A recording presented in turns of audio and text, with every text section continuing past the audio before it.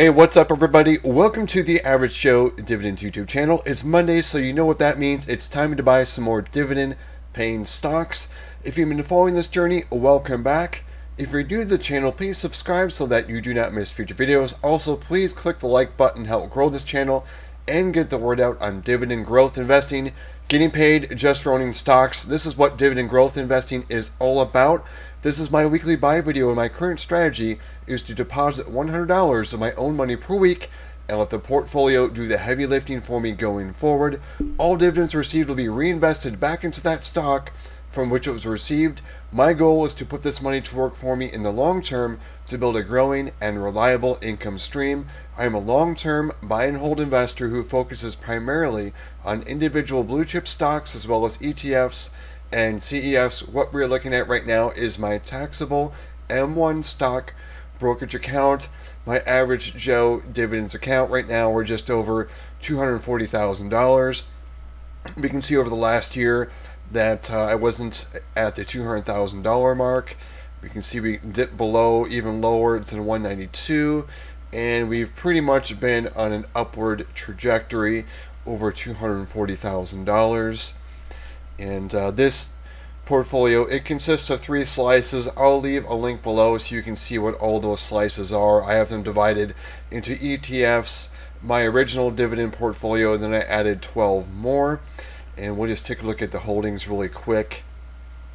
And I'm at 54 positions. SCHD is my largest position. You probably saw my SCHD video where the dividend announced was lower than Q4 2023, but it was higher than Q1 2023. So just always keep that in mind with SCHD, that the lowest dividend is paid in Q1 historically.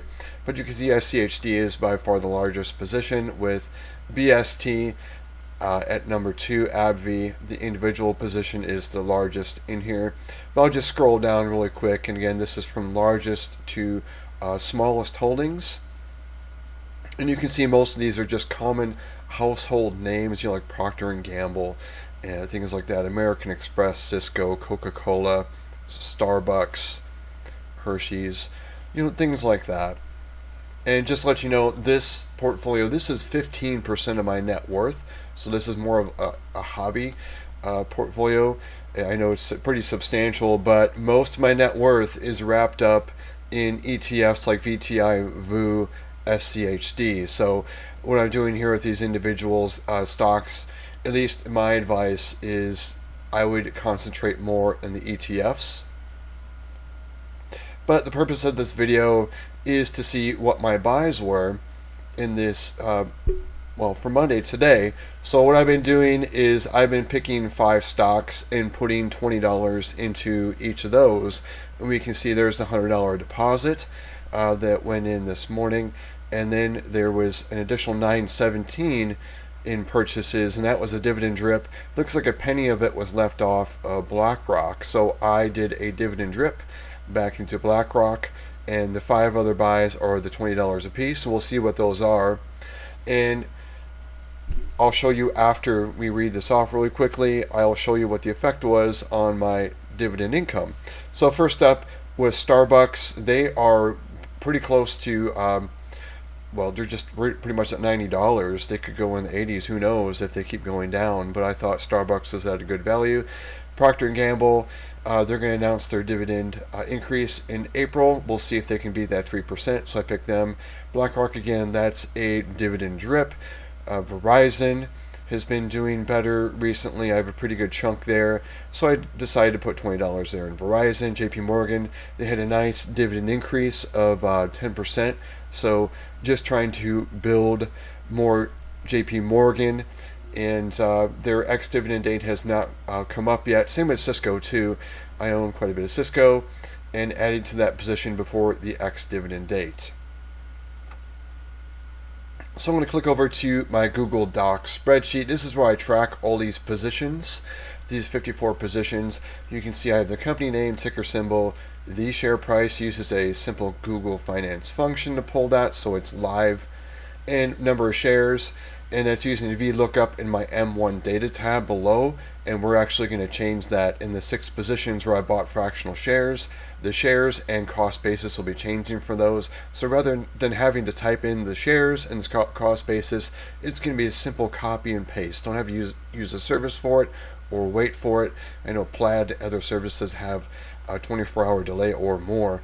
So I don't want to wait for that. I want to know exactly what my new dividend income is and what my new dividends are going to be for these companies. So just going across again, you can see the market value, my cost basis, my gain or loss in each position. You can see Black Hills, I have a loss that's highlighted in red. Anything over 10%, I just did a rule to make it green. So 8% for PNC, it doesn't meet the threshold, that's why it's not in the green. Lowe's did, it's above 10%, so it's in the green. This is the quarterly dividends per share. I do have 2 monthly payers in here highlighted in blue, O and BST. Those pay me each and every month. Otherwise, these are quarterly dividends. You can see the current yield if you were to buy more shares today. In PNC, your yield is 4%. My yield on cost with PNC is slightly higher because I have a gain of 4.12%. And everything is arranged by pay date. I want to know how much I'm getting paid and when. And I add 1 day because M1 has a 1 day delay. And we can see here we are in the month of March. We're in the dark greens. We are in the last month of Q1. And we can see here for the dividend pay dates here, we'll just do a quick count up and see what we've received so far for the month of March. And we have received 239.75 is the total received. But take a look at this. Tomorrow I'm going to wake up with a really sweet SCHD dividend at over $700. I'm just going to wake up, look at my M1 account, and that's going to be there. And of course, what I'm going to do is I'm going to drip that right back into SCHD, and it's going to buy just under 10 shares. So this is going to go up to about 1160 for SCHD. And we can see the total dividends paid, and for something like SCHD, it's going to go over $4,000 because it's going to, that 702 is going to be added in once I receive it. You can see like a position like BST, I've received over $5,000, and I'm expecting a pretty nice dividend. Not quite this because I bought some shares after the ex-dividend date. It's going to be at least $450 though for BST. And I also tracked the last dividend increase, and not all of these positions are increasing their dividend every year. Some of them do it multiple times per year, like an O, so I just kind of didn't put that in there. They do like 0.2% every quarter, about is the average. And then some positions, like Nvidia, they haven't raised their dividend for a while. But Nvidia is not really a dividend play, it's an income play. You can see how well I've done with this. 586% return on Nvidia. Will they go higher? Who knows?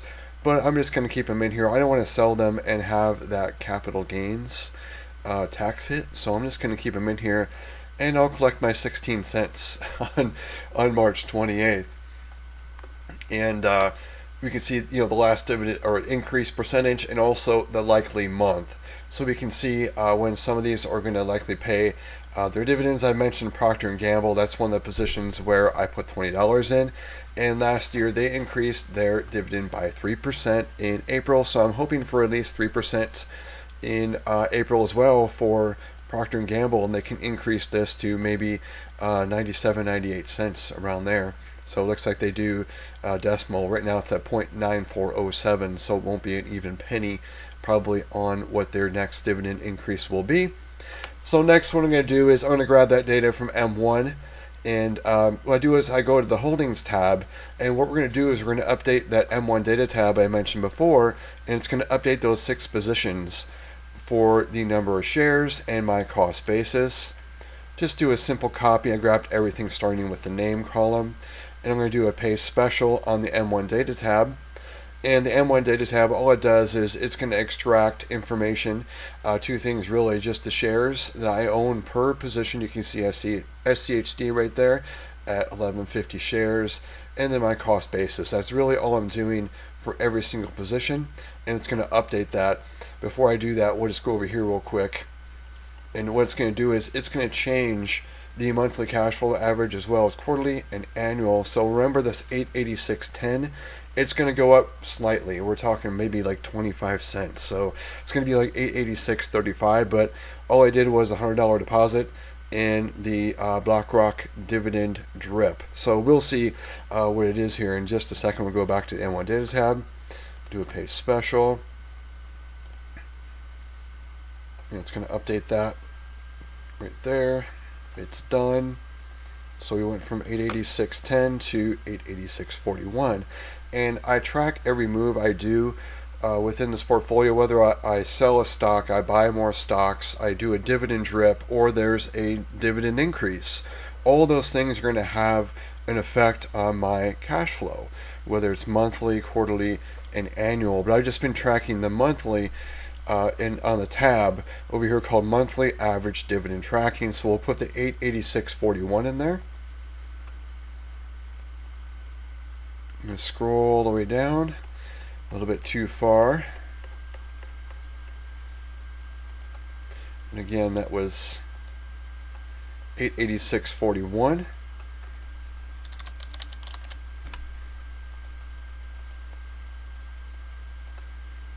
So I added an extra 31 cents in dividend income just by those moves. You can see here in red with the SCHD that dividend decrease. There sure was a dividend decrease from quarter on quarter, and that's what it did to my monthly income temporarily. In June, September, and especially December, I'm counting on that recovering, and hopefully in Q4 we're going to get above that 74 cents. But we'll see. Time will tell. It'll be in December 2024, and we'll see if I recover that and some. I did in 2023, and I'm predicting no different in 2024, but we'll see. And the last thing I'll show you is my total net worth. As I mentioned before, this portfolio over here in M1, it's only 15% of my net worth. I have investments in other brokerage accounts. They're not as friendly to show like M1, where I can show you everything without really giving out personal information. Vanguard is terrible with that. It's got account numbers showing everywhere and names and things like that. So it's not really good to show that. But you can see in Vanguard I have a total of $420,000 in an IRA, a Roth IRA, and also a taxable brokerage account. You can see with the tickers what those are, and it's ETFs. It's boring ETFs, like some bonds in there. I'm very light on bonds, but you can see VTI, I own quite a bit of that. I'm international as well with VXUS. I got VU, a little bit of VUG, VTSAX. The Admiral shares still have a position in that, and VYM, a small position there, and more VXUS. And T-Row, this is my 401k account, and it's in a Fidelity, a boring old Fidelity S&P 500 index, except for there are a little bit of bonds in there, and a little bit of like cash equivalents in there. So, but I'm heavily in stocks, my 401k. And here's M1 Finance. I have an IRA there as well. You can see that it's at $625,000 in that IRA, and it's in ETFs or a CEF with BST in there as well for a little income. And then there's my dividend portfolio. We're just doing a quick count up. Here's my savings account. I have a pretty good emergency fund in case I'm out of work for a year, something happens to me. I like to have that safety net to catch me if something were to happen.